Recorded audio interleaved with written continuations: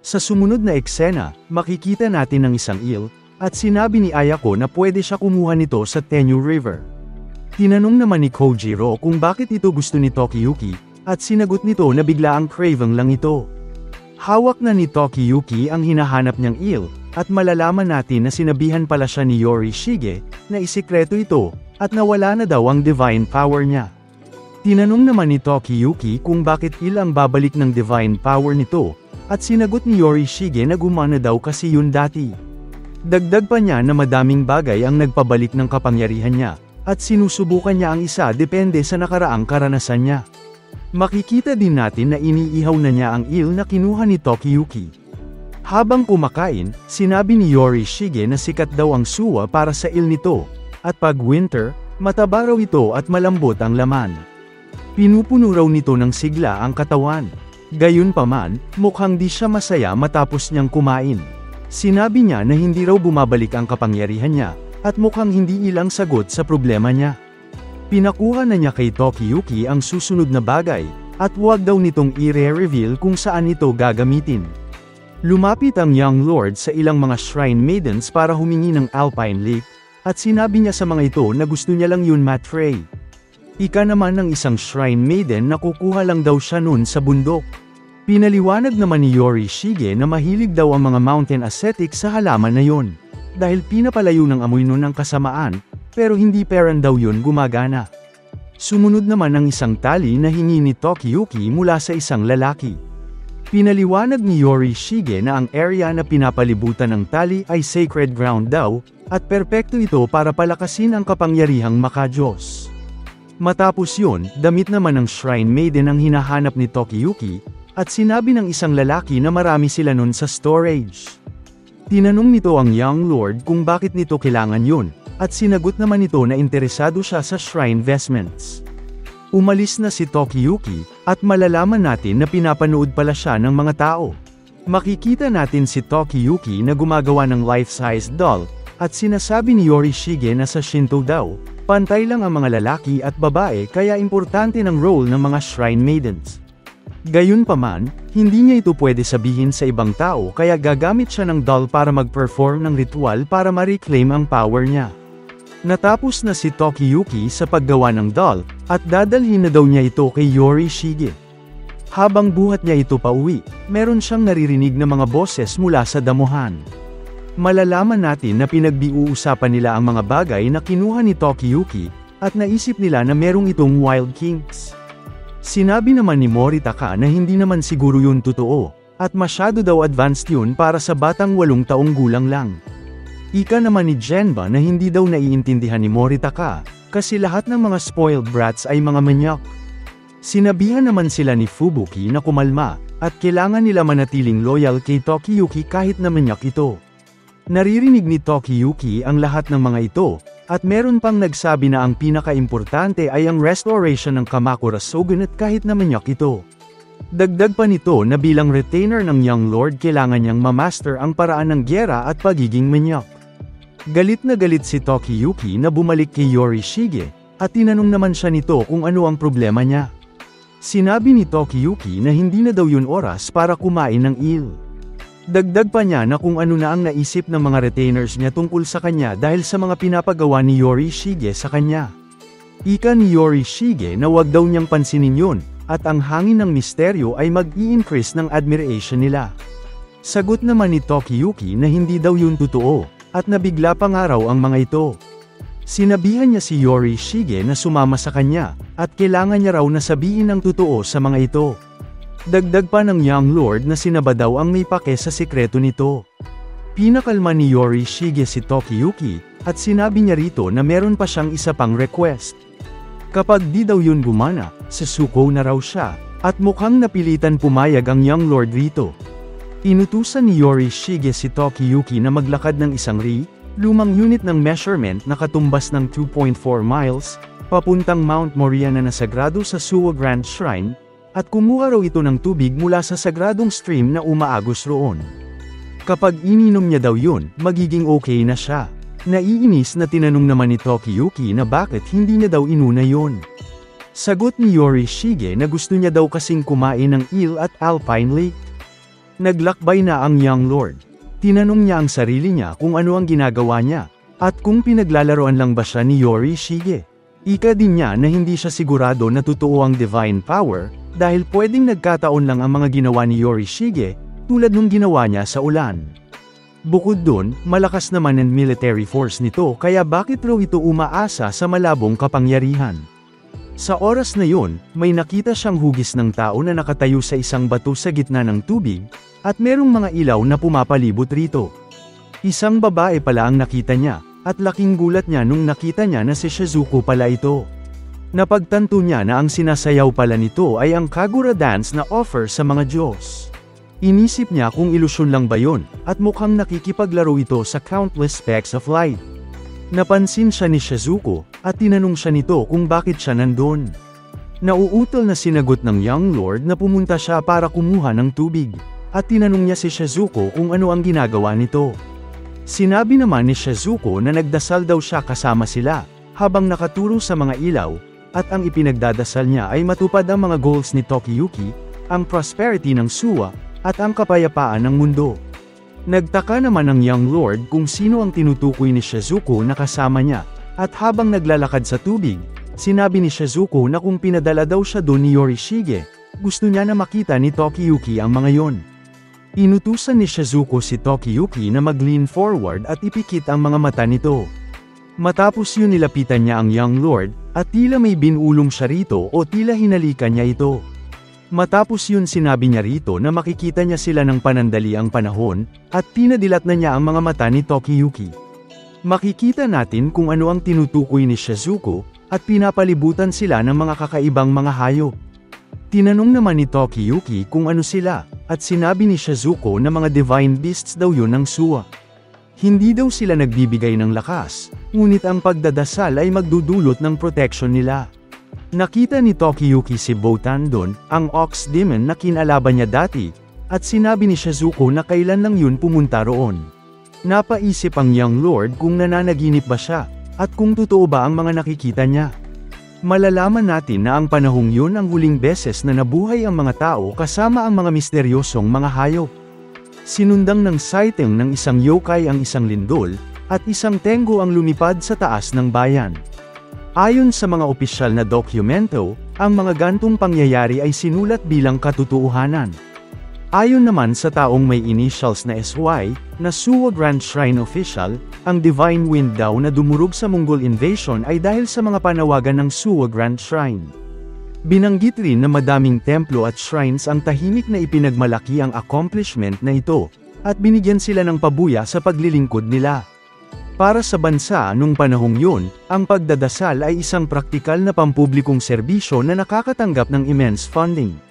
Bumalik naman tayo sa kasalukuyan, at tinanong ni Shizuko kung si Yorishige ba nagpapunta kay Tokiyuki roon. Dagdag pa niya na siguro humihina na ang kapangyarihan nun. Makikita din natin na pinupuno niya ang lalagyan ng tubig na dala ni Tokiyuki habang sinasabi yun. Matapos yun, hinalikan niya ang lalagyan ng tubig, at sinabi na mare-replenish si Yorishige noon. Naisip ni Tokiyuki na nasulyapan niya ang mga misteryo, pero mahihina na ito, at kaunti na lang ang impluwensya sa mundo. Napaisip din siya kung bakit yun ipinakita ni Yorishige sa kanya, at ikanya rin na halos di niya pakilala si Shizuko. Dumayo naman tayo sa ibang lugar kung saan may pumintura ng isang Buddha. Malalaman natin na si Takauji pala ito, at pinuri niya ang sariling drawing niya. Pinatawag niya naman si Tadayoshi upang mapag-usapan ang drawing ng kanyang ascension. Tuwang-tuwa na binanggit ni Takauji ang pangalan ni Tadayoshi, at masaya siya na pumunta ito. Tinanong niya rin ito kung hindi ba daw ito napagod sa pagtatrabaho sa Imperial Court. Malalaman natin na si Ashikage Tadayoshi ay ang batang kapatid ni Takauji. Sinabi naman ni Tadayoshi na maayos ang pag-manage niya sa sariling kalusugan niya, at nakikita niyang hindi pa daw nagbabago ang kuya niya. Sinabi naman ni Takauji na pag-usapan na nila ang mga importanteng bagay. Gusto niya raw na pumunta si Tadayoshi sa Kamakura para palakasin ang depensa nito. Tinanong naman ni Tadayoshi kung intuition ba ito ng kuya niya, at sinabi ni Takauji na may kutob daw siya na magre-rebelde daw laban sa kanila ang natitirang Hojo. Ika naman ni Tadayoshi na madalas raw tama ang intuition ng kuya niya. Napunta ang eksena sa isang flashback na pinakitang may ginagawa si Tadayoshi, at sinabi nito na nung bata daw sila, inabot siya ng 3 araw at gabi upang gumawa ng kodigo na humahantong sa nakatagong treasure. Ika pa niya na hindi daw yun kayang ma-solve ng kuya niya, at habang nakangiti, sinabi ni Takauji na mahilig siya sa mga treasure hunts. Tumakbo na ito palayo, at tuwang-tuwa na sinabi na magsisimula daw siya sa pag-check sa ilalim ng sahig sa kwarto ni Moronaw. Nahulaan agad ni Takauji kung saan nakatago ang treasure, at mukhang hindi makapaniwala ang kapatid niya na tama ang hula niya nang hindi tinitingnan ang kodigo. Dagdag pa ni Tadayoshi na pinaghirapan niya ang kodigong yun, at nagsorry naman si Takauji sa kanya. Ika rin ito na kung meron man siyang intuition, meron naman daw katalinuhan ang kapatid niya, at siguro meron nang naisip ang utak nito. Pero pinutol ni Tadayoshi ang pagsasalita niya, at sinabing nakaisip na siya ng 100 plano para sa depensa ng Kamakura. Kapag pinatibay daw nila ang Kyo at Kamakura ng magkasama, bilang magkapatid, susunod ang lahat ng mga warrior families sa kanila.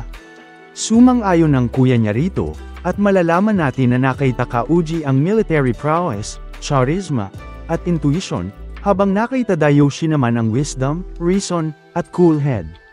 Sinabi ni Takauji na masyado daw madami ang 100 plano, at tinanong niya si Tadayoshi na kung tama ba ang hula niya na 14 lang ang totoong numero. Tinanong naman ni Tadayoshi kung ang intuition ba ng kuya niya ang nagsabi nun rito. Ang dalawang magkapatid ay exact opposites ng isa't isa, pero sobrang close nila bilang magkapatid. Sinabi ni Takauji na meron siyang ideya, at may gusto siyang ipakita kay Tadayoshi. Ito ay isang Buddha na ginuhit niya kanina. Makikita natin ang reaksyon ni Tadayoshi rito, at nung pumasok na siya ng kwarto, sinabi ni Takauji na mahilig raw siya sa mga Buddha. Napupuno raw ang puso niya kapag tinitignan ang mga ito. Tinignan ni Tadayoshi ang ginuhit ng kuya niya, at sinabi niya rito na nakakuha siya ng Kitayama Cedar, na perpekto para sa mga pader ng kwartong yon. Nagulat si Takauji rito, at sinabi ni Tadayoshi na meron siyang ideya. Ibibigay niya sa kuya niya ang cedar, at kapalit nun, sa kanya na lang daw ang magandang illustration na yun. Natuwa naman si Takauji na na-appreciate ng kapatid niya ang Budang ginuhit niya, at ibinigay na niya ang ginuhit niya rito. Dagdag pa niya na alagaan lang daw nito ang Kamakura, habang sinasara ang pinto.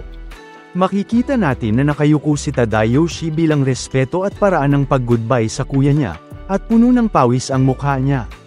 Ayon sa kanya, kamakailan na mas tumalas ang intuisyon ng kuya niya, at halos hindi na daw ito makatao. Inutusan ni Tadayoshi na sunugin ang lahat ng nandun, bukod sa Buddha, at hindi daw pwede makita ng mga deboto ni Takauji ang imaheng yun kahit kailan. Ika niya rin na hindi daw niya alam kung napansin ng kuya niya, pero ang mga Buddha na yun, ay something to feed upon lamang. Si Ashikage Takauji ang nagsis ng Kamakura, at si Ashikage Tadayoshi naman ang Doomfencer rito. Sa loob ng 18 buwan, ang dalawang kapatid na nakatayo sa ibabaw ng mundo, ay makikipaglaban kay Hojo Tokiyuki. Sa sumunod na eksena, makikita natin na nakabalik na si Tokiyuki kay Yorishige, at habang tumatawa, tinanong nito ang Young Lord kung napansin ba ni Shizuko na nawala ang kapangyarihan niya. Tinanong naman ni Tokiyuki, kung ano ba talaga si Shizuko, at kung ano yung nakita niya roon. Sinagot naman ni Yorishige na may sariling sikreto si Shizuko, at balang araw, pwede yun magpaliwanag sa kanya. Ininom na ni Yorishige ang mahiwagang tubig na dala ng Young Lord, at mukhang bumabalik na daw ang divine power. Sinabi din niya na sa tingin niya lang yun, at mukhang nainis naman si Tokiyuki sa kanya. Matapos yun, pinaliwanag ni Yorishige na ang mga divine beasts daw na nakita ni Tokiyuki ay mga manifestations ng sagradong kapangyarihan, at ang kapangyarihan na ito ay nag-i-exist kung saan hindi nakikita ng mga tao. Tinanong ni Tokiyuki kung ano ang ibig sabihin niya, at ika naman ni Yorishige na i-consider daw ng Young Lord ang sariling sitwasyon niya. Kapag naging crowded daw ang mundo at naging mas mahigpit ang pagbabantay sa mga tao, ang isang influential exile tulad niya ay hindi mamumuhay ng malaya. Ang mga tulisan daw na kinalaban ng Young Lord ay ibang puwersa na pwede lang mag-thrive kung saan hindi naabot ng tingin ng iba. Pero ngayon daw, ang ganang kapangyarihan ay humihina na. Kapag nakamit raw ng mga tao ang karapatang magmay-ari ng lupa sa paraan ng pabor o serbisyo, nag-grow raw ang attachment nila rito, at lumalawak ang kanilang nasasakupan. Dagdag pa niya na habang damadami ang mga tao, ang mga lugar at kapangyarihan na hindi nakikita, ay nagre-retreat. Lumuhad si Yorishige, at hinawakan niya ang kinatatayuan nila, tas sinabi niya na ang mga misteryosong tulad ng gagawin niya, ay nawawala ng misteryo. Makikita din natin na nag-crack ang hinawakan ni Yorishige, at napabilib si Tokiyuki sa ginawa niya dahil nahati nito ang yelo sa dalawa. Lumutang si Yorishige habang kumikinang, at pinaliwanag niya na ang mga tao sa panahong yun ay naniniwala na ang kilalang God's Crossing sa Lake Suwa ay gawa ng Diyos, na si Suwa Myogen. Gayunpaman, habang damadami ang mga taong nag-oobserba rito, nakikita nila ito bilang isang natural na phenomenon. Sa ibang salita daw, habang lumalakas ang kapangyarihang tao, humihina naman ang divine power. Dagdag pa nito na kapag ang nakikita lang daw ng mga tao ay crude reality, nagva-vanish ang mga Diyos at mga kapangyarihan nito, at ganun din ang agos ng panahon. Napaisip muna si Tokiyuki dahil sa sinabi ni Yorishige bago niya ito tanungin kung mawawala din ba ito balang araw. Biglang lumiwanag si Yorishige sa oras na yon. Bumalik na daw ang aura niya, at ang divine power niya ay undying. Ika naman ni Tokiyuki na yun daw pala ang nagpapaliwanag rito. Hinayla ni Yorishige ang isang parte ng headgear niya para idim ang liwanag niya, at sinabing ang point niya daw ay yun na daw ang huling era kung saan may role ang mga invisible powers, at perpekto daw yun para sa kapangyarihan ng Young Lord.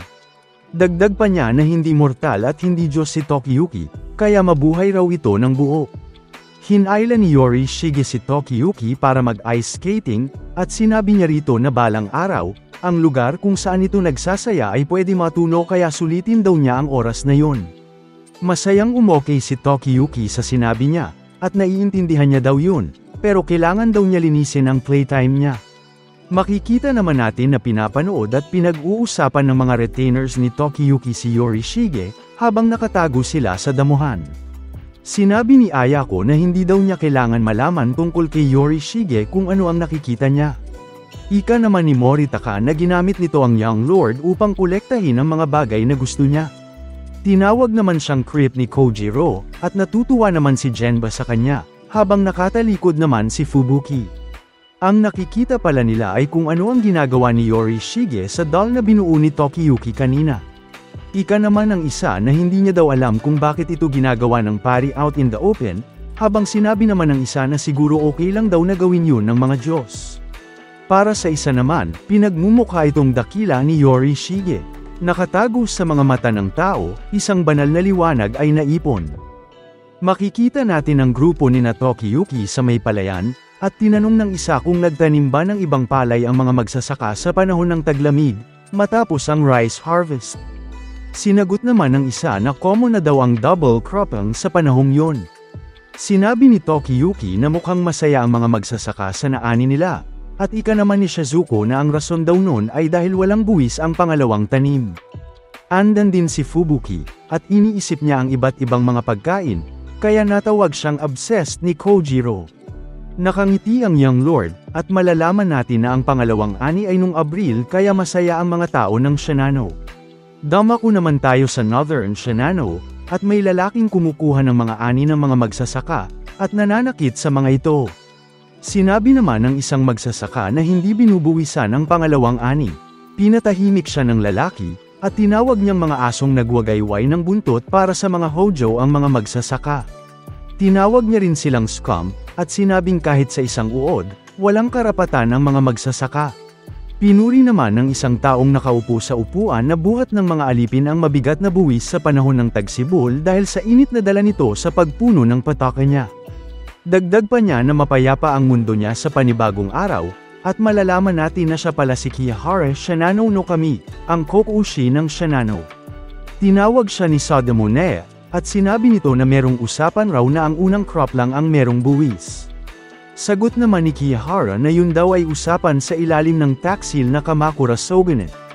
Inapoint daw siya ng emperor bilang kokushi, kaya siya daw gagawa ng role sa Shinano, at mundo niya yun. Kaya napao na lang si Sadamune. Ika rin niya na sinabihan niya raw si Sadamune na magsuot ng mas full na eyebrows. Bilang isang taong dating tumira sa Kyo, hindi daw niya dapat pabayaan ang elegance ngayong nasa labas na siya. Matapos yun, pininturahan niya ang eyebrows ni Sodamune, at sinabi rito na mas maganda raw yun, at meron na ito ng marka ng approval niya. Malalaman naman natin na simula ng Kofun period, ang posisyon ng Kokushi ay kaparehas ng prefectural governor. Sa panahong ito, naging seremonyal ang posisyong ito, pero sa mga maharlika ng Imperial Court, mas mataas ito kesa sa Shugo, ang military governor. Ibig sabihin nun na kailangan rumespeto at sumunod ng Shugo sa Kokushi, at habang ipinapalam sa atin to, pinapakita na sumusunod si Sodamune sa utos ng Kokushi na ngumiti. Makikita naman natin na nagmamakaawa ang isang magsasaka sa lalaking kumukuha ng ani niya, at sinabi ng Kokushi na dada ng dada pera nito, kaya inutusan niya si Sodamune na utusan ang mga tauhan niya na pumatay ng 2 or 3 para gawing example. Ginawa na ng tauhan ni Sodamune ang utos ng Kokushi, at ikanito na wala daw pa kayang Makado kung ilang Hojo dogs ang patayin nila. Kapag kailangan pa nga daw, madali lang siya makakapag-summon ng malaking puwersa mula Kyo. Sa ilalim ng pamamahala ng bagong Kokushi, nagalit ang mga tao at tuluyan na silang nag-erupt. Sa sumunod na eksena naman, may nagtanong tungkol sa Kawa Nakajima, at pinaliwanag ni Yorishige na nasa Northern Shinano daw ito. Ika na merong tao raw doon sa Suwa sect, na nagngangalang Hoshina Yasaburo, na gumawa ng army dahil hindi na niya kinaya ang oppressive taxes ng Kokushi. Tinanong naman ni Tokiyuki meron bang Suwa sect sa teritoryo ng Kokushi, at sinabi ni Yorishige na oo daw. Dagdag pa niya na ang mga naninirahan sa ilalim ng pamamahala ng kalaban ay kailangan sumunod rito upang mangakit ng mga tagasunod. Ayon daw sa diferensya ng numero ng tao, walang tsansang manalo ang rebelyon ni Hoshina. Ika naman ng isang lalaki na hindi daw pwede magpadala ng tulog ang Suwa dahil magdudulot daw ito ng gyera, at ayon naman kay Yorishige na gusto niya ipadala ang elusive warriors dun. Inutusan niya si Tokiyuki na kumbinsihin ang mga tagasunod ni Hoshihina na mag-retreat, at tulungan silang tumakas. Mukhang na-pressure naman ang young lord, at sinabi naman ni Kojiro na malayo at delikadong mission daw yon. Pero nung nakaraan lang, nag-aalala ito sa maliit na reconnaissance mission na malapit lang. Sinagot naman ni Tokiyuki na yun daw ay dahil, pero biglang tinakpa ni Yorishige ang bibig niya. Ika naman ni Yorishige na nakikita niyang uuwi ng buhay si Tokiyuki, pero hindi niya nakikita kung ilang miyembro ng Suwa sect ang mamamatay. Kahit na malayo, important allies daw ang mga naniniwala kay Suwa Myojin. Bukod dun, masunurin at may kasanayan si Hoshina kaya ayaw niya daw itong mamatay sa maliit na alitan, at makikita natin ang reaksyon ni Tokiyuki sa sinabi niya. Dagdag pa niya na oras na daw para itaas ang level ng powers of escape ni Tokiyuki. So far daw, mag-isang tumatakas si Tokiyuki, pero kulang yun para maging general ng isang army. Kailangan daw nito maging elusive general, na kayang makatulong sa madaming tao na makatakas, at makikita natin na naglakbay na ang young lord. Sa campfire nila, may nagtanong kung dalang araw pa silang maglalakbay. Ika naman ni Genba na hindi daw magiging sexy yun dahil walang babaeng kasama. Sinabi naman ni Tokiyuki na ayon raw sa foresight ni Yorishige, mapapahamak daw yung mga babae, at dagdag pa ni Fubuki na kung tutusin, pwede raw magkalabanan bukas. Nag-iisip naman si Kojiro, at naisip niya na kung hindi daw mamamatay ang young lord, siguro yun daw ay dahil nandun siya para protektahan ito. Pero kung ginagawa niya daw yun, madaming mga kakampi ang mapapatay ng kalaban, at baka mas madami ang mamatay dahil sa kilos niya. Tinawag naman ni Tokiyuki si Fubuki, at sinabihan nito na aasa raw siya rito para sa mga precise tactics. Tapos, sinabihan niya si Genba na ang skills nito ay makakatulong sa masa na tumakas kaya i-brief daw nito si Fubuki sa tools at skills niya, at mukhang ayaw ito gawin ni Genba. Banili na naman ni Tokiyuki si Kojiro na pwede daw nito gawin ang kahit na anong gusto niya. Inaasahan daw niya ang leadership nito, dahil may board daw ito sa pagprotekta sa kanya. Natuwa si Kojiro sa narinig niya, at naisip niyang mas umaakto na bilang general ang young lord. Gayunpaman, ipinapakita na nagtatrantem si Tokiyuki dahil inaasar siya ni Genba na hindi siya marunong makipaglaban, at dumagdag pa si Fubuki.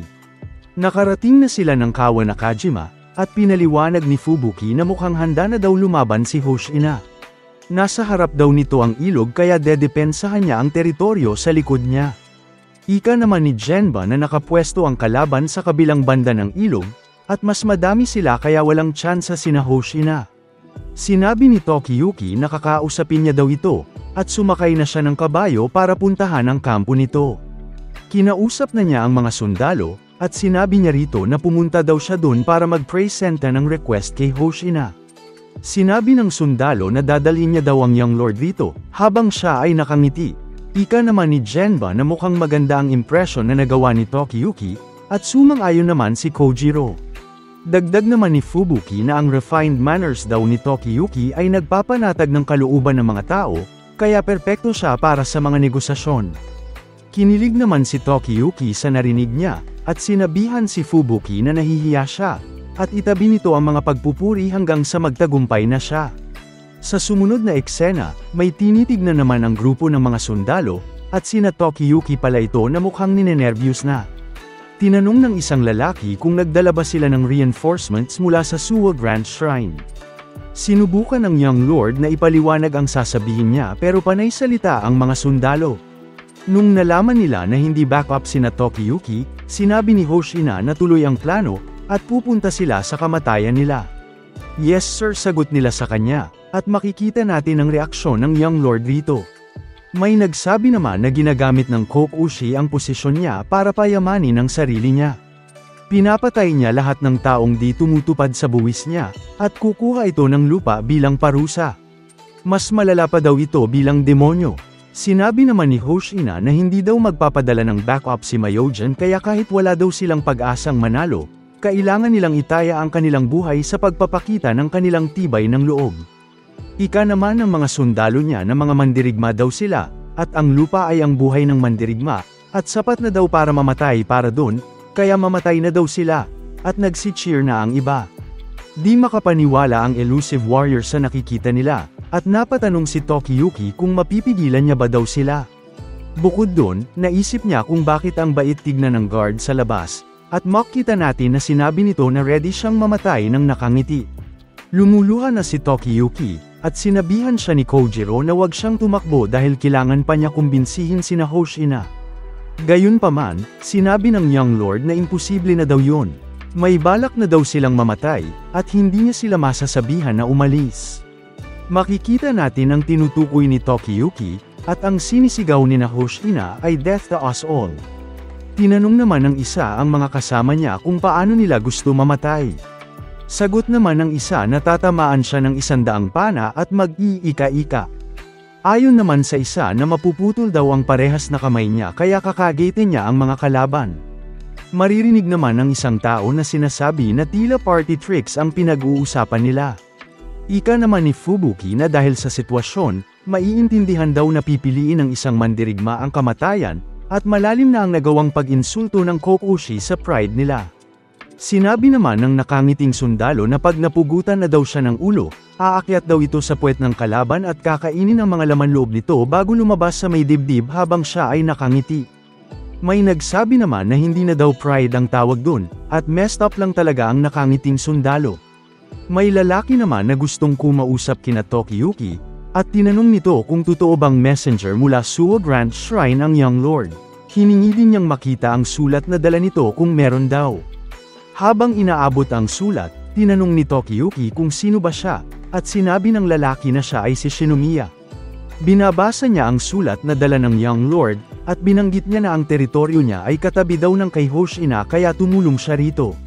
Dagdag pa niya na mukhang legit ang sulat, at gusto daw ni Myojin na umiwas sa labanan. Natulala si Tokiyuki sa narinig niya, at natuwa siya at naiiyak na sinabing may nakakaintindi na daw. Tinanong naman ni Fubuki si Shinomiya kung saan pwedeng mag-retreat si Hoshina, at sinagot naman nito na pwede daw sa may norte lagpas ng mga bundok. Kapag inabando daw ni Hoshina ang lupa niya sa timog at itutok ang mga mandirigma sa norte, makapagtatatag sila ng matibay na depensa. Gayunpaman, hindi daw makikinig si Hoshina dahil gusto nito depensahan ang teritoryo na. Ipinakita naman sa atin na sinasabi ni Hoshina sa mga tauhan niya na papatay daw siya ng 100 tao bago mamatay, na sinuportahan ng mga ito, at ika ni Shinomiya na si Hoshina at ang mga retainers daw nito ay mga reckless hotheads, pero kahangahangang manggagawa daw ito pag kalmado. Nakiusap siya kay Tokiyuki na wag daw niyang hahayaan mamatay si Hoshina, At bilang messenger mula sa shrine, siguro mapipigilan niya ito. Ika pa niya na kapag kailangan nila ng tulong, andan daw siya. May taong mabigat ang paa na tumawag kay Tokiyuki. Si Hoshina pala ito, at sinabi na kailangan mapanood ng Young Lord ang mangyayari at sabihin kay Myojan na honorable siyang lumaban at kahangahangang namatay para sa Suwa sect. Natameme si Tokiyuki at Shinomiya sa sinabi niya, at tinanong naman ng Young Lord ang mga kasama niya kung meron ba silang mga ideya. Sagot naman ni Fubuki na kailangan nilang hayaan na lumaban sina Hoshina, at sumang-ayon si Kojiro dito na sinabing hindi daw yun kakalma hanggang sa meron ng dugo. Dagdag pa niya na base sa diferensya ng rami ng sundalo, kaya daw silang maubos sa isang araw kaya kailangan nila gumawa ng holding action hanggang kinagabihan, at ipinakita sa atin na merong 580 sundalo ang Kokushi, habang 159 lang ang tauhan ni Hoshina. Mamaya daw, kapag pagod na sa pakikipaglaban ng mga tauhan ni Hoshina, pwede na nila itong kumbinsihin na tumakas bago mag-umaga. Victory by flight, ika ni Genba. Si Tokiyuki lang daw makaka-enjoy sa ganang plano, at makikita natin na nakangiti ito. Sinabi ng Young Lord na maghanda na daw sila, ipinakita sa atin narinig ng kampo ng Kokushi ang mga hiyawan ni Hoshina, at sinabi nito na tumatahol daw ang mga aso para sa uhaw nila sa labanan. Ika naman ni Ichikawa sa Kokushi na hindi na daw nito kailangan lumaban, at sagot naman ito sa kanya na tanging sa pamamagitan ng pag-utos ng tagumpay na ipapakita ng isang Kokushi ang kanyang awtoridad. Dagdag pa nito na magtatambak ang mga bangkay ng mga rebelde sa isang wave ng pamaypay niya. Ang gyera daw ay paradise of sin na wala sa korte. Ika naman ni Sadamune na isang karangalan daw ang bantayan ng Kokushi, pero di daw siya makakalaban dahil namamaga ang mata niya. Malalaman natin na napagdesisyonan ni Sadamune na iskip na lang ang hassle na yun, at para kay Ichikawa pinipikit lang daw nito ang mata niya. Sinabi ng Kokushi na ispill daw ang dugo ng mga gustong sumuwi sa mundo niya, at inutusan niya si Yunemaro na umatake. Inutusan ni Yunemaro ang mga archers na pumana na, at malalaman natin na si Yunemaro ang leader ng mga mandirigma sa ilalim ng Kokushi. Nagsiliparan na ang mga pana, at may rebelding nagsabi na inaasahan na daw na pagpana ang unang galaw ng Kokushi. Si Shinomiya pala ito, at dagdag pa niya na matapos ang mga pagpana, tatawid na daw ng ilog ang main force ng kalaban. Bring it on, wika ni Hoshina, at dadalhin niya daw ang mga kalaban sa impyerno kasama niya. Biglang nagkausok naman sa banda ng Kokushi, at ikinagulat nito ni Yunemaro. Sinabi ng mga archers na hindi nila makita ang kalaban at imposible daw makaasinta. May nagtanong naman kung sino ang nagsimula ng apoy, at makikita natin na si Genba pala ito na sinabing madaming natirang straw na pwede sunugin matapos ang harvest. Napansin siya ni Ichikawa, at inutusan nito ang mga sundalo na patayin si Genba at ang sunog, pero tumakas na ito. Ika naman ni Genba na mahirap abutin ang apoy kaya magsasayang ng oras at tao ang kalaban na patayin ito. Sinabi ng Kokushi sa mga tauhan niya na hindi rin makakakita ang mga rebelding archers kaya tumawid na sila ng ilog, sumugod, at i-overwhelm ang kalaban sa dami nila. Biglang tinangay ng agos ng ilog ang mga tauhan ng Kokushi. Tumaas na ang level ng tubig, at puno ito ng mga logs. Makikita natin si Fubuki na nagwawagayway ng bandila, at pinaliwanag na kapag sinubukan daw ng kalaban na tumawid ng ilog, maglalabas sila ng tubig mula sa reservoir. Ang control-adong bursts ang magpipigil ng pagtawid ng malaking puwersa ng kalaban. Ika naman ni Hoshina na patawid na ang kalaban, at sinabihan niya ang mga tao niya nag-focus bago pa dumami ang mga ito. Nag-clash na ang dalawang grupo, at sinasabi ni Fubuki na napabagal man nila ang kalaban, pero mas marami pa daw ang mga ito, at kung kaya ba nila tumagal hanggang gabi. Ipinakita naman sa atin na nahihirapan ang isang kasamahan ni Hoshina sa kalaban nito, at may nagsabi rito na patayin na ang kalaban niya dahil na-overrun na sila. Dumating si Kojiro na nakasakay sa kabayo at pinatay ang kalaban nito, at tinanong niya ang mga kalaban kung sino sa kanila ang susunod na mamatay. Natuwa si Hoshina nung nakita niya ito, at ikanya na fierce daw lumaban ang mga kasama ni Tokiyuki. Nagpasalamat naman ang Your Lord kay Kojiro, at sinabi rito na kapag maayos itong lumaban, baka magma-re-evaluate daw sila ni Hoshina at makinig sa payo nila na tumakas na. Pinuri ni Hoshina si Kojiro, at sinabi na merong itong grit kaya napatango naman si Tokiyuki bilang pagsang-ayon rito. Dagdag pa ni Hoshina na mamatay daw si Kojiro kasama nila, kaya biglang natulala naman ang Young Lord. Sinabi pa nito sa mga kasamahan niya na hindi pwedeng ma-outshine ng kamatayan ni Kojiro ang kamatayan nila, at ipakita daw nila dito kung paano mahulog ang mga mandirigma na narinig ng Young Lord. Tumingin siya kay Tokiyuki, at tinanong ito kung hindi ba maganda ang nakikita niya, at yun daw ang mga mukha ng mga mandirigmang nagre-rejoice sa kamatayan. Kita naman ang iba't ibang mga mandirigma at ang mga mukha nila habang pumapatay o pinapatay. Kinalabit ni Tokiyuki si Hoshina. Sinabi niya rito na binubuwis daw ni Kojiro ang buhay niya para rito, at mukhang naguguluhan si Hoshina sa sinabi niya.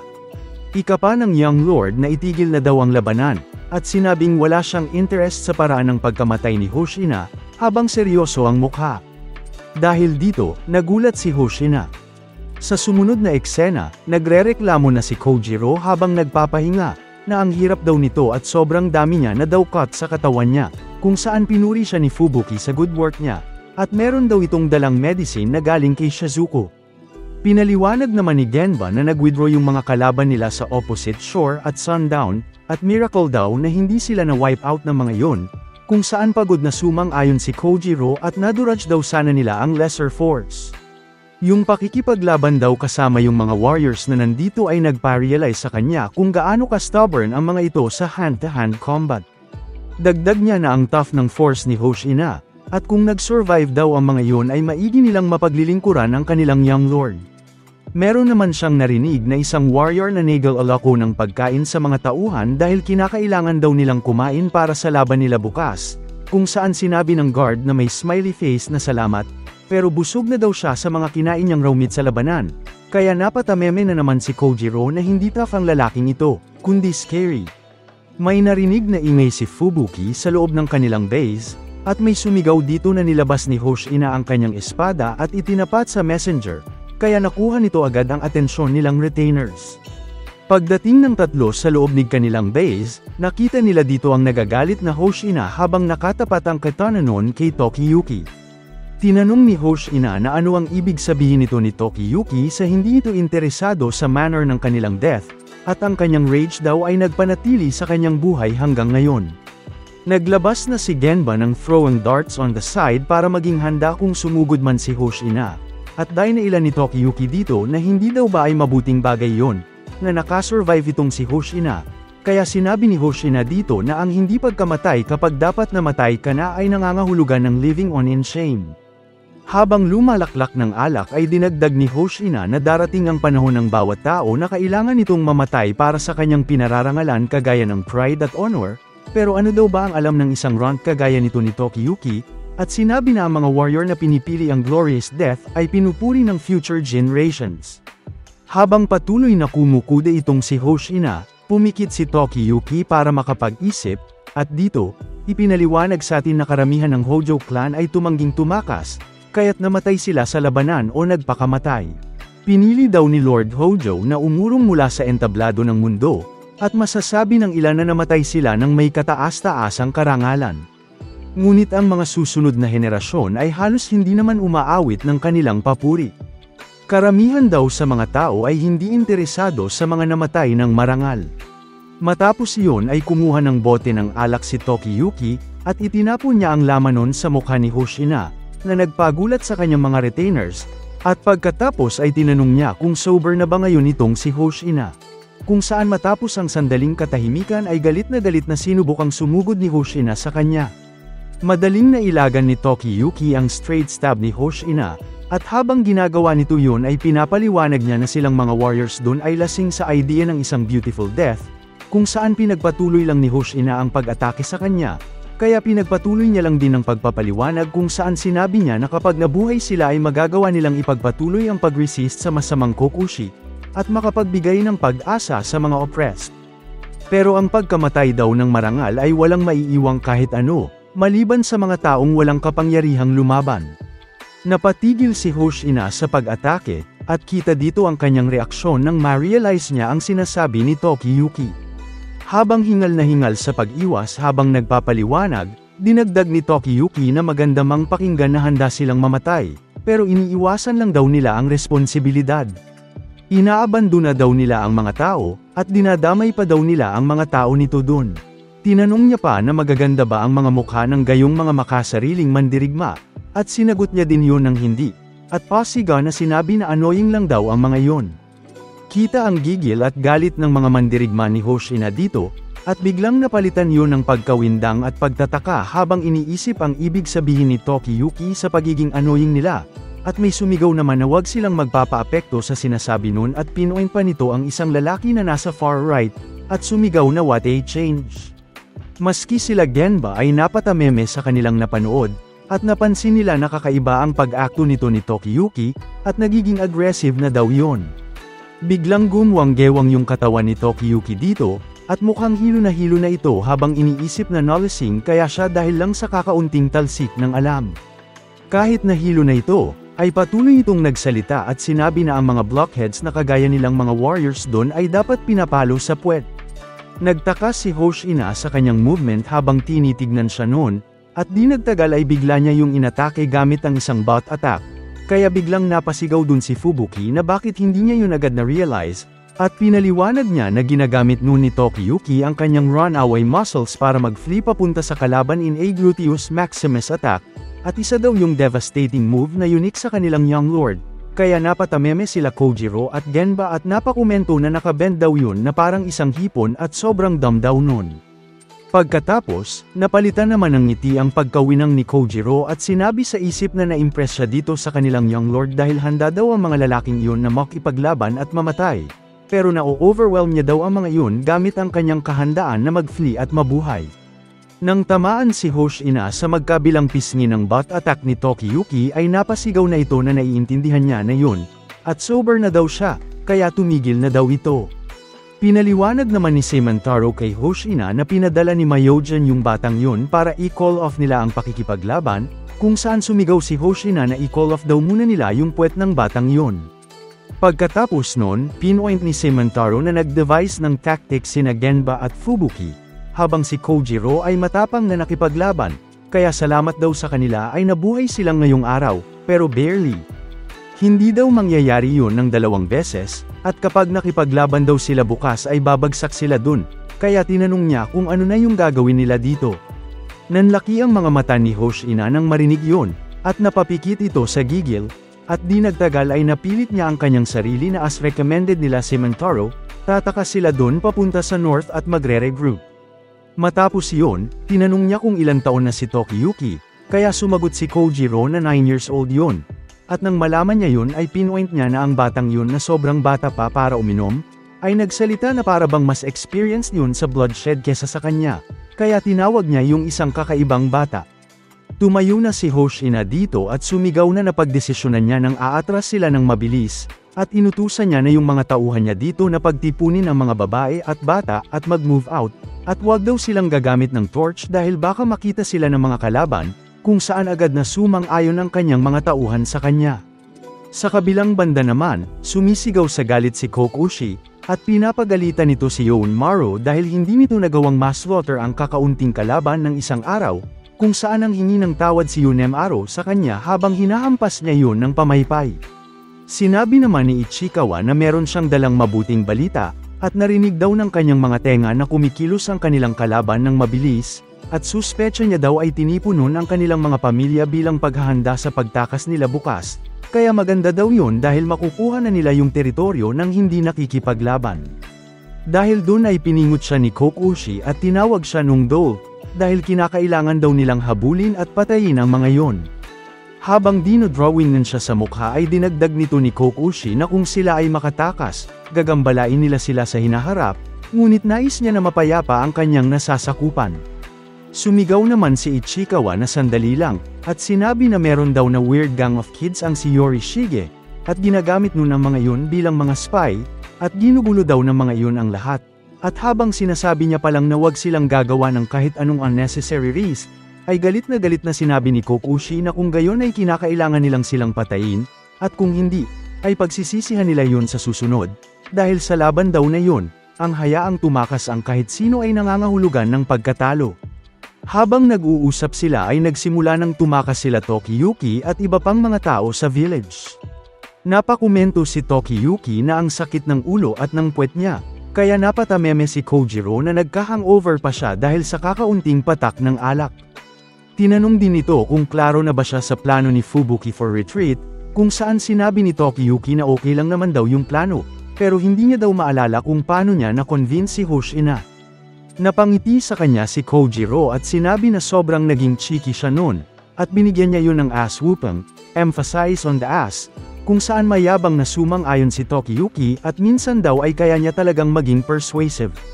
Pagkatapos, pinaliwanag bigla ni Tokiyuki sa kanya na ang kanyang inis kay Hoshina sa pagmamadali nitong mamatay ay nagturo sa kanya ng isang bagay tungkol sa kanyang sarili. Ayaw niya daw mamatay kahit na ano ang mangyari, at sa halip na patayin niya ang sarili niya, ay dapat daw ay subukan niyang mabuhay kahit na ikamatay niya yon. Hindi daw yun ang path na pinili ng kanyang clan, at marahil improper daw yun para sa isang warrior.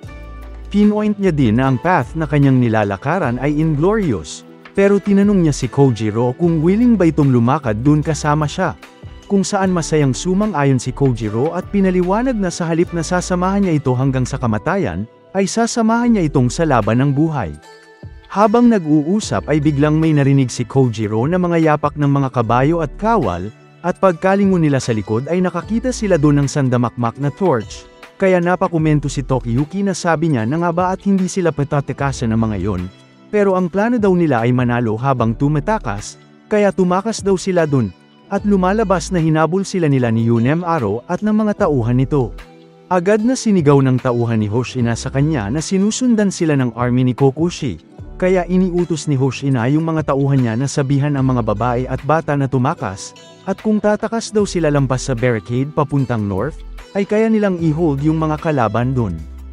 Hinayla niya yung kabayo niya para umikot, at sinigaw ni Hoshina na kinakailangan nilang umikot para i-stall ang kanilang mga kalaban sa tracks nun. Mayabang na tumawa si Yunemaro dahil bumabalik daw yung mga kalaban nila, at tinawag niya ang mga yun na idiots, at dinagdag niya na inutos sa kanila ni Kokushi na patayin ang lahat ng tauhan. Sumigaw ito na lahat sila ay magkakaroon ng equal share ng mga babae, bata, at lahat ng loot, at dito na nagsimula ang susunod na Nanbokucho tag, at ang kalaban naman nila Tokiyuki dito ay ang Burning Demon Brigade Kokushi's Guard.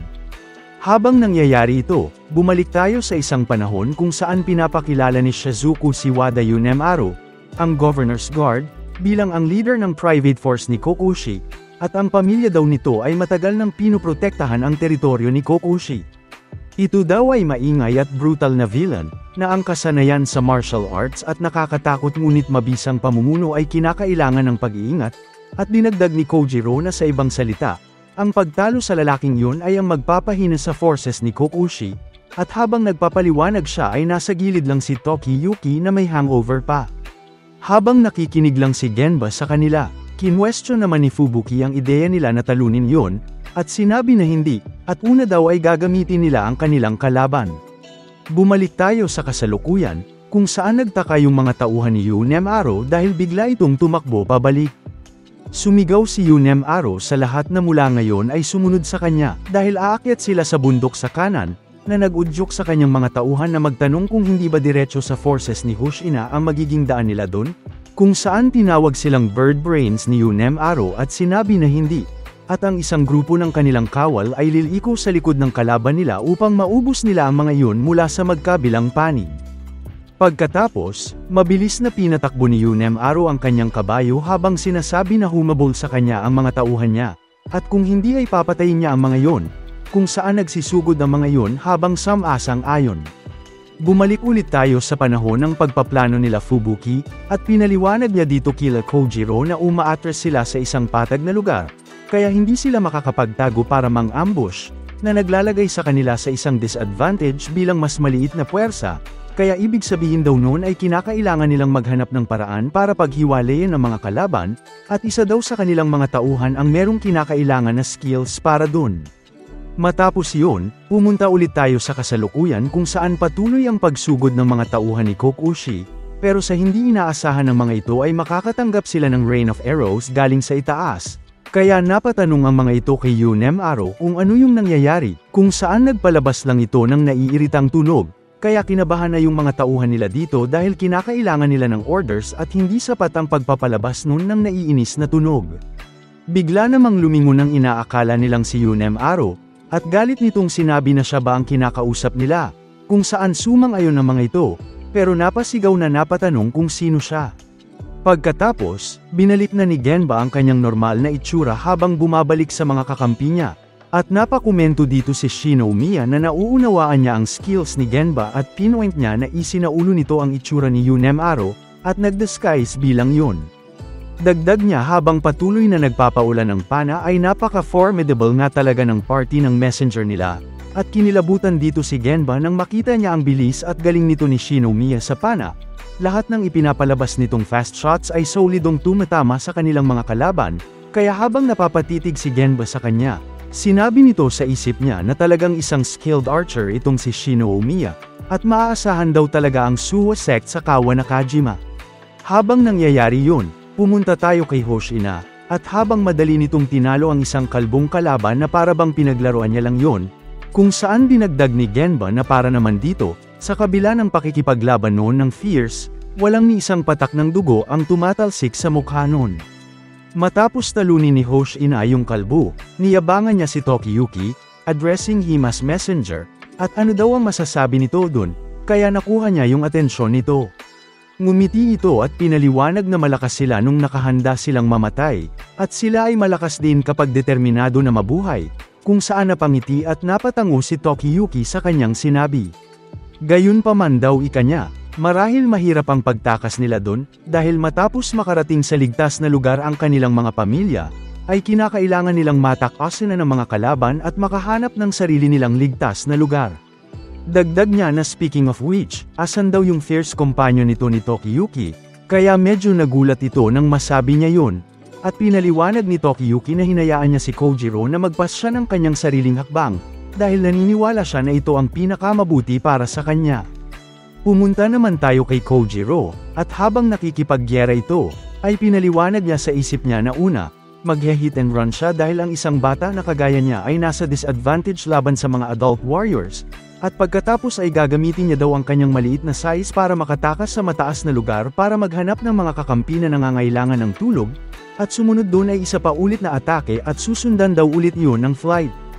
At pagkatapos niya daw ulit-ulitin ang maneuver na yon, ay makakamit na niya ang isang comprehensive grasp sa buong battlefield, at madedetermine na niya ang pinakamagandang lugar para umatake.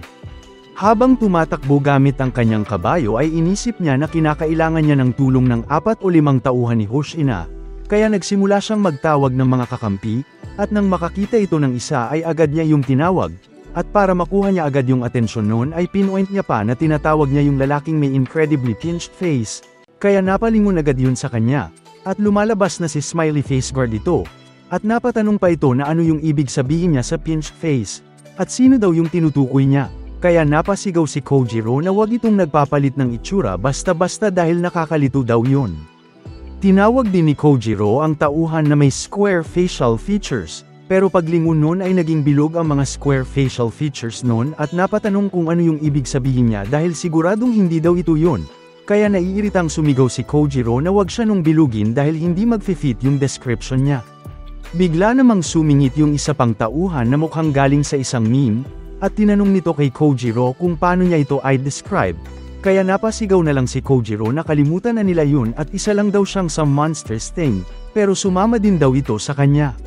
Agad niyang ipinaliwanag sa mga ito na ang mga kaaway ay dumadaan sa gilid ng ilog upang salakayin ang mga kababaihan at bata sa kanilang likuran, kaya kailangan nilang magsama-sama at salakayin ang tagiliran ng kaaway. Matapos magpaliwanag ay nagkatinginan ang mga tinawag niyang tauhan, at di nagtagal ay bumalik ang mga ito sa kani-kanilang seryosong itsura habang nakikipaglaban, at sinimulang ipaliwanag sa atin dito na noong mga panahong yun, maraming hukbong sandatahan ang maliit at ang pamumuno ay mahina. Gayunpaman, ang mga angkan ay nagkakaisa ng bigla-bigla, kaya't nababago ang takbo ng labanan. Habang dumadaan sa may gilid ng ilog ang mga tauhan ni Kokushi, sa hindi inaasahan ng mga iyon ay bigla silang inambush ni Kojiro kasama ang binuo nitong team of warriors, at sumigaw siya dito na hindi sila doon makakadaan. Pinuri ni Kojiro ang isa sa kanyang mga kasama dito, at tinawag niya yung Baldy. Kaya naiirita nung sinabi sa kanya na hindi ito kalbo at titigan niya daw maigi yung ulo noon dahil meron daw itong maliliit na buhok sa likod. pero inaahit daw nito yon. Kaya napatameme si Kojiro at napakomento na sakit sa ulo ang mga kasama niya. Agad niya namang na-realize niya siya ang may kasalanan dito dahil hindi niya alam ang kanilang mga pangalan, kaya kapag oras na daw kumain ay sisiguraduhin niyang magpapakilala siya ng maayos. Habang nakikipaglaban ay napansin niya naman si Fubuki habang nakasakay iyon sa kabayo, kaya nagtaka siya kung bakit ito nandun dahil nakaistasyon ito sa ibang lugar. Di nagtagal, biglang nalaglag si Fubuki sa kanyang kabayo na nagpaalala kay Kojiro, kaya agad siya nitong pinuntahan. Alalang-alala na tinanong ni Kojiro kung sino ang gumawa nun kay Fubuki, at kumapit lang daw ito. Gayunpaman, sa kabila ng kanyang pag-aalala ay lumalabas na gutom lang itong si Fubuki, kaya napasigaw si Kojiro sa galit na talagang helpless na ang lalaking ito. Dinakma ni Kojiro ang isang manju, at agad na binaon yun sa bibig ni Fubuki habang sinasabi na meron itong brain power pero walang stamina, kaya kainin daw nito yung manju na yun. Matapos lamunin ni Fubuki yung manju, agad itong bumalik sa pagiging masigla at masaya nitong sinabi na parang 10 times siyang lumakas dun, kaya nakatameming sinabi ni Kojiro na kung gayon ay bumalik na ito sa kanyang spot. Nagmakaawa na itong si Kojiro kay Fubuki at pinaliwanag na ang strategizing niya ay indispensable sa elusive warriors, kung saan napangiti siya dito, at habang sumasakay sa kanyang kabayo ay sinabi niya hindi, at kahit sino daw ay kayang matuto at makagawa ng strategy, at ang indispensable daw dito ay ang general na kumikilos papalibot ng battlefield, at itinataya ang kanyang buhay para sa kapakanan ng ibang tao, kaya ang ibig sabihin daw noon ay si Kojiro ang kanilang esteemed adjutant general. Umalis na si Fubuki matapos niya yun sabihin, at napangiti naman si Kojiro dahil sa nakuha niyang papuri, at sinabi na ang papuri na yun ay nagtutunong peke dahil nanggaling yun sa isang taong talentado. May narinig naman siyang nakakabahalang tunog sa kanyang gilid kaya agad siyang napalingon dito, at pagkatingin niya ay lumalabas na dumating dun si Yunem Aro, at napatumba na nun ang mga tauhang pinag-gather niya upang tumulong sa kanya. Napasigaw siya sa pag-aalala, at dahil hindi niya peren alam yung mga pangalan noon ay tinawag niya ulit sila sa kani-kanilang features kahit ganun na ang nangyari. Naiiritang sinabi naman ni Yunem Aro na tinalo nila ang separate force niya, kaya ngayon daw ay magbabayad sila dun gamit ang kanilang buhay, at kinilabutan dun si Kojiro nang marinig niya yon. Napakomento itong si Yunem Aro na too bad dahil hindi naman daw kayabang-yabang ang pagpatay ng isang servant galing sa Suwa Grand Shrine, kung saan nairita si Kojiro sa kanyang komento at pinatahimik siya nito at tinawag siyang blob, at ikakalat daw nito ang kanyang mabahong blubber sa Chikuma River. Di nagtagal, nagsugura na ang dalawang nag-iinit na koponan na parabang mga tigre na lumalaban para sa kanilang buhay. Ang top speed ng Japanese horses ay nasa 40 kilometro kada oras, at halos kasing bilis nun ang top speed ng isang suntok ng pro boxer. Sa ibang salita, ang long blade ng kalabang sumusugod na nakasakay sa kabayo, ay kasing bilis ng isang suntok. Nag-clash na ang dalawa, at nahulog si Kojiro sa lakas at laki ng kalaban niya. May nag-crack, at tila nainis si Kojiro. Tinanong naman siya ni Yunem Aro kung anong nangyari sa kanya, at ininsulto din siya nito na sinabing masyado daw siyang mayabang para sa isang maliit na hipon. Naisip naman ni Kojiro na kung i-consider ang bilis nilang dalawa, at ang diferensya sa lakas at bigat nila, hindi niya kakayanin na makasalo ng direktang atake. Gayunpaman, ganun na nga ang nangyari, at sa sobrang lakas ng tama na sinalo ni Kojiro, bumakat sa mukha niya ang espada. Sinabi naman ng isang tauhan ni Hoshina na tumigil na raw si Kojiro, at dagdag pa ng isa na walang laban si Kojiro kay Yunem Aro kaya tumakas na lang ito. Para kay Kojiro naman, kapag tumakas siya, mamamatay ang mga tauhan ni Hoshina, at si Yunem Aro na lang ang matitirang nakasakay ng kabayon roon. Ang mga foot soldiers daw ay kulang sa bilis at lakas ng mga mounted warriors. Magiging kagaya sila ng mga magjaw ang naglalakad na nabangga ng malaking scooter. Yun daw ang dahilan kung bakit madaling napatay ni Yunem Aro ang mga sundalo kanina, at kapag natalo daw siya, wala nang makakatapat rito. Pangatlong round na laban ni Kojiro at Yunem Aro, at tulad nung naunang dalawang round, talsik na naman si Kojiro. Makikita natin na umikot na si Yunem Aro para sa round 4, at matalas na ang tingin ni Kojiro. Sa sumunod na joust nila, nasugatan ni Yunem Aro si Kojiro, at sinabi niya na humihina raw ang bata bawat clash nila at kulang na daw ang lakas nito para sa susunod na atake niya. Dagdag pa niya na hindi daw siya interesado sa pagpatay kay Kojiro, pero gusto daw ng Kokushi na gawin niya yun.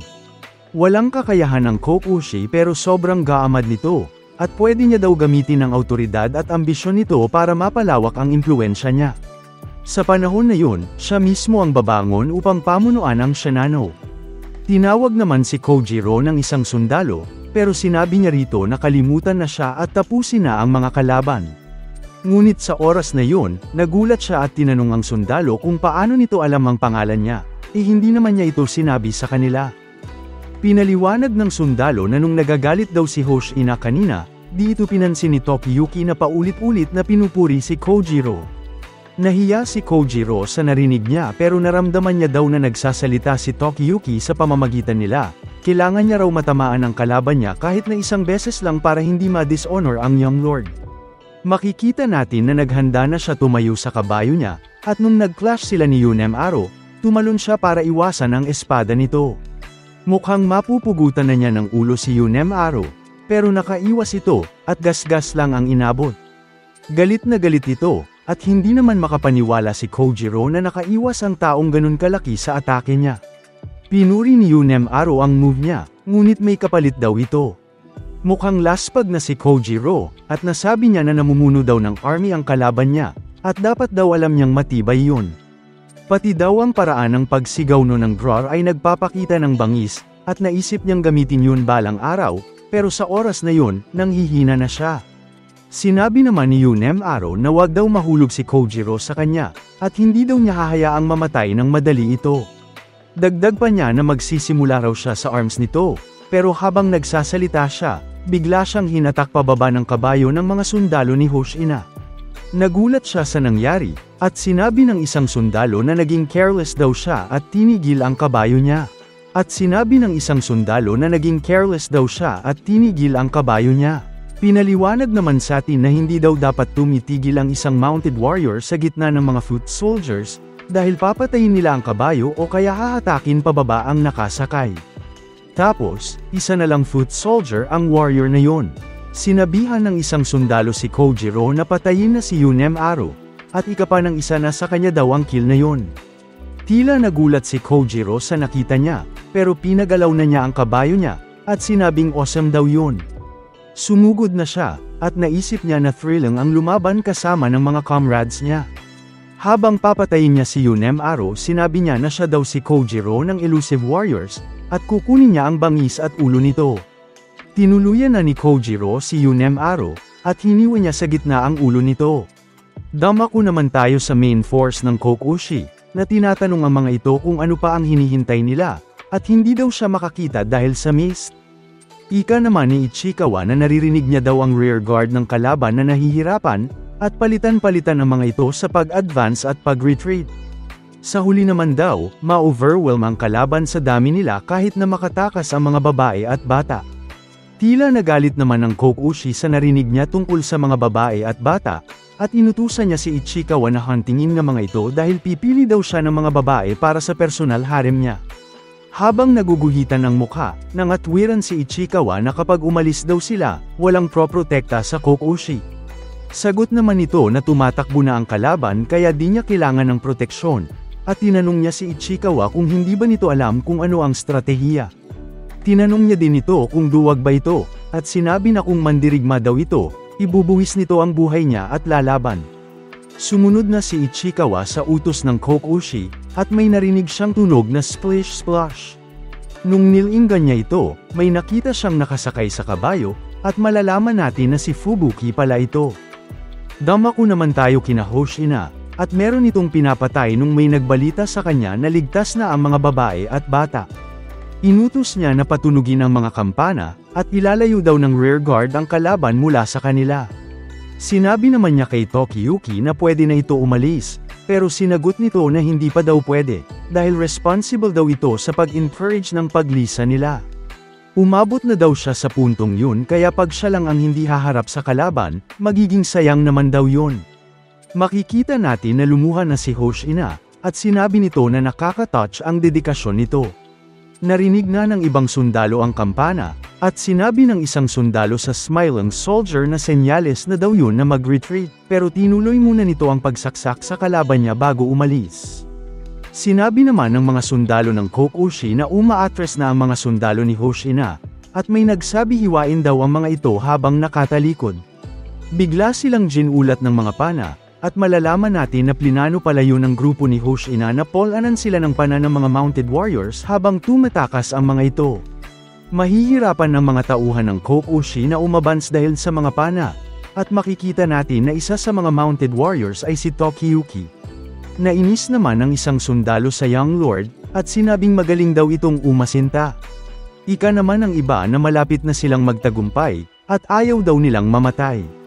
May nagpaliwanag naman na sa oras umasa ang kalaban sa gantimpala ng pagkapanalo, magdadalawang isip sila na sumugod sa kapahamakan. Sinabi rin nito na kahit na on the run, effective ang warning shots ni Tokiyuki. Ang rear guard daw ang nasa pinakadelikadong posisyon kapag nagre-retreat, kaya humahanga ang mga kasamahan nila sa kanila. Ika naman ni Hoshina na napapabilib siya kay Tokiyuki, at makikita natin ang iba't ibang mga sundalo na humahanga rito. Malalaman natin na ang nagpapaliwanag pala ay si Fubuki, at sinabi niya na habang tumatakas at lumalaki ang pagpapahalaga kay Tokiyuki, maghahatid siya ng pangwakas na atake gamit ang espada niya. Napansin siya ni Ichikawa, at napagtanto nito na aatakihin niya ang Kokushi. Naisip ni Ichikawa na responsibilidad niya ang Kokushi, at pwedeng mapugutan siya ng ulo pag may nangyari dito. Binalaan niya ang Kokushi na nasa kanan na nito si Fubuki. Nagtaka naman ang Kokushi kung ano ang sinasabi niya, at tinanong nito ang sarili niya kung bakit pera nito takot. Makikita natin na bumalik si Ichikawa sa Kokushi, at ayon sa kanya, hinintay ng kalaban na layuan niya at nang tauhan niya ang Kokushi. Nagtago ito sa morning mist, at ginamit bilang disguise ang yapak ng mga kabayo nila. Planado na daw ang lahat na yun, at sinabi naman ng Kokushi na wag nang bumalik si Ichikawa dahil pag hindi ito nakinig sa kanya, ngunit di natapos magsalita ang Kokushi dahil dumating si Fubuki. Ikinagulat ito ng Kokushi, at nahati sa tatlo ang pamaypay, buhok, at headgear niya. Dahil dun, natamba ang Kokushi sa sinasakyan niya, at dumating naman si Ichikawa na tinanong siya kung okay lang ba siya. Nagsumbong parang bata ang Kokushi sa kanya, na sinabing kinat daw siya ni Fubuki, at sinubukang patayin. Pinaliwanag naman ni Fubuki na hindi daw dapat patayin ang Kokushi dahil may useful daw na buhay ang isang poor commander tulad nun. Sinabi naman ng isang sundalo sa Kokushi na tumatakas na papunta sa kabilang banda ng ilog si Fubuki, dagdag pa nito na meron daw standards dun, at ni isa dito ay sa kanila. Nagpanik ang Kokushi dahil dito, at sinabi niya na may isa pang puwersa na tumatarget sa kanya, pero pinakalma siya ni Ichikawa. Ika nito na wala daw siyang naririnig na gumagalaw na sundalo kaya siguro plinanta lang ang mga yun dun. Tinawag siyang tanga ng Kokushi, at sinabi nito na pwede daw silang atakihin sa anumang sandali. Pinatawag na nito si Yunemaro at ang mga tauhan nito, at pinatunog na niya ang mga retreat drums. Nagalit naman si Ichikawa, at may tinawag itong tanga. Tapos, inutusan niya si Setero na kunin ang pwesto ni Yunemaro at dalhin ang mga tauhan niya sa harapan. Pag nadala na niya sina Hoshina lagpas ng barikada, gagawa sila ng sarili nilang barikada para mas secure ang hawak nila sa lupang na-seize nila. May nagsabi naman na ang madaling pagkapanalo nila ay naging matagal na labanan, at sinabi niya na ang Kokushi ay nothing but trouble. Nag-retreat na ang mga tauhan ng Kokushi, at natutuwang sinabi ni Tokiyuki na gumana daw ang plano ni Fubuki, pero babalik daw ang mga ito kapag napagtanto nila na peke lang ang mga standards kaya hansa na nila yun para tumakas, at sumang-ayon naman si Hoshina. Nung paalis na sila, tinawag ni Kojiro si Tokiyuki, at tinanong naman ng Young Lord kung okay lang ba siya. Sinabi naman ng isang sundalo na amazing daw si Kojiro, at pinatay nito si Yunemaro. Well done, ika ni Hoshina, at tinanong niya kung dala ba ni Kojiro ang ulo bilang patunay. Sinabi naman ni Kojiro sa kanya na iniwan niya daw ito, dahil madami naman daw itong naturo sa kanya. Bukod dun, hindi naman daw siya mabibigyan ng pabuya ni Hoshina dahil nawala na nito ang kalahati ng lupa niya. Tinawag naman siyang impudent ni Hoshina, pero sumang-ayon naman ito sa kanya. Dagdag pa nito na yun daw ang unang beses na maganda ang pakiramdam niya matapos matalo sa labanan. Nag-cheer ang mga tao pagdating nila, at walang tigil na pagpupuri ang inabot nila sa mga tao. Sinabi ni Hoshina na nawalan man sila ng lupa, pero masaya ang mga tao na tila nanalo sila. Ang mga ngiti daw ng mga tao ay bunga ng pagtakas at pag-survive. Malalaman natin na ang mga Hoshina ay namuno sa maliit na lugar sa Northern Shinano. Nung tumagal, pumunta silang timog habang tumatakas mula sa mga kalaban nila. Madami din silang naging leaders sa tagal ng panahon, pero nadaanan nila ang bawat pagsubok, at namuhay hanggang Meiji era bilang warlords na skilled mabuhay. Ang pinakamahalaga pa ay importanteng fighters sila kay Tokiyuki ngayong merong malaking alitan na lumalapit. Sinabi naman ni Hoshina kina Tokiyuki na sabihan daw nila kay Myojin, na utang nila ang buhay nila sa elusive warriors. Dagdag pa nila na pangangahalagahan daw nila ang buhay nila, at manalo o matalo man, iaalay daw nila ang buhay nila kay Myojin at sa goals nito. Sinabi ni Tokiyuki na sasabihin niya daw yun kay Myojin. Tapos, pinasalamatan naman niya si Kojiro dahil nakatulong daw ang mga ginawa nito para makumbinsi sina Hoshina. Dagdag pa niya na magpatuloy raw sila sa pag-gather ng mga allies. Hahanap daw sila ng mga mandirigma na gustong mamatay, at bibigyan nila ang mga ito ng pagnanasang mabuhay.